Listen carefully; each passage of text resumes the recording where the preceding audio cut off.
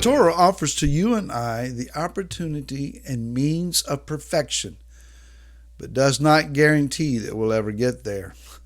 Hi, this is Barry Phillips with 10-Minute Torah Day 2 of Mishpatim, and we're going to be focusing on Exodus or Shemot chapter 21, the very end of that chapter, and then a few verses into chapter 22. It is toward the end of chapter 21 that 9 total verses are given, and its attention to an ox.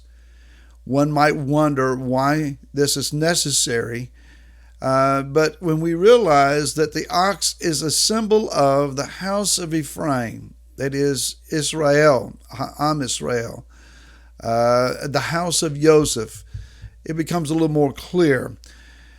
The principle is this: if an owner of an ox has an animal that uses its horns to gore, to cause damage to other animals or people, it is his responsibility to keep that animal pinned up so that it does not cause harm. Horns in the book of Zechariah, chapter number 1, are used to symbolize powers. Powers that, in particular in that book, scatter Jerusalem and Yehuda. So if a congregational leader has an individual who uses their horns, their power and their authority, maybe their position, their personality, their character of dominance, their forcefulness, if they use those things to gore, that is to cause damage to other people, other congregations, then is it the congregational leader's responsibility to keep that individual pinned up, restricted by some means, held to accountability, lest they get out and cause damage.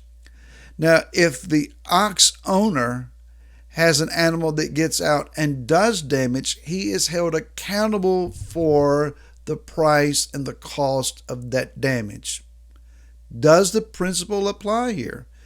If I, as a congregational leader, have someone in my congregation that is out spreading doctrines or raising up issues or arguments, debates, if he is offending and causing harm to the body of Messiah, and I know that he is prone to do this, or she, if the case may be, if I'm not held them to some means of accountability, am I not also responsible for the damage that they do in public?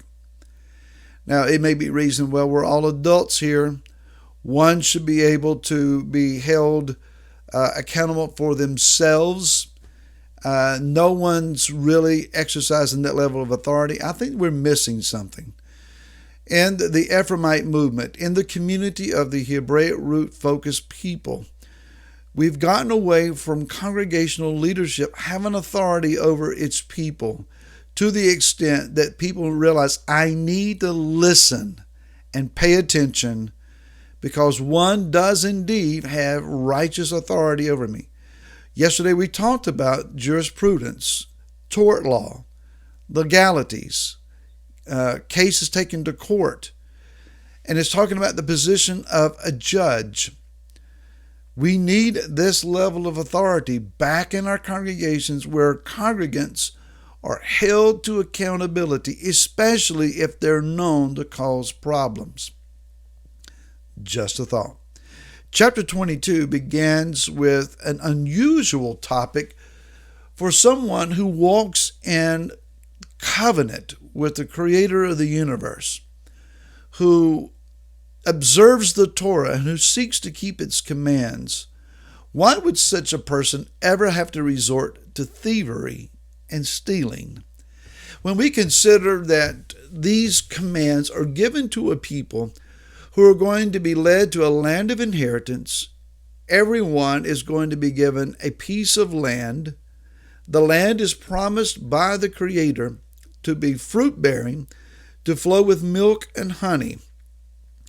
It is promised to give rich reward for those who work the land. So if I'm given a tract of land and it's fruit-bearing, it's fruitful, and I work that land, and I am prospered by that land, why would I need to steal? It would have to come down then to either A, I have lost control of my land and had to sell it in order to pay a debt. I've mismanaged the land. I have, by some means, overgrazed or overworked my land, not living within my means. So we have to steal. Now, it is said that if a landowner or a homeowner catches an individual on their property stealing, they have a right to defend themselves. If someone breaks into my home and they do so by breaking in, breaking a lock, breaking a window, and I catch them in the house with me, stealing in the entrance, I have to assume that they're not here for my well-being and for my good. They're here to either do harm or damage to myself or to seize my property. I should be able to defend myself. Hopefully that never takes place. If they are caught without aggression, in other words, they're not trying to attack, but rather they yield, I have no ability to harm them. I may hold them for accountability, but I'm not allowed to attack them in return. So we have to understand that if someone is stealing, maybe not property, but people. Unfortunately, it is the case among congregations, both in the church system and Hebraic roots community, where we seek to steal people. It's not as though we show up at their house of worship and whisper in someone's ear, you need to be going somewhere else. Matter of fact, you need to come worship where I do. That has been done. But if I am making an attempt to persuade people to come to my congregation, am I not acting as a thief? Am I not being a man-stealer? So we have to be aware that we're going to be held accountable for the loss and the damages that we cause other people to face. Now let's look at one last principle here. If a man has a piece of property and his animals have been increased to the place that the land does not sustain them, that is, they have grazed the grass down to the ground and there's nothing left for them to eat. One might surmise, well, I'm going to turn my animals loose and let them find grazing land, is what I'm trying to say, wherever they may go. That's a problem. If your livestock ends up on my property that I'm using to sustain my own flocks and herds, and yours comes over and begins to graze with mine, then there may not be enough grazing for all animals combined.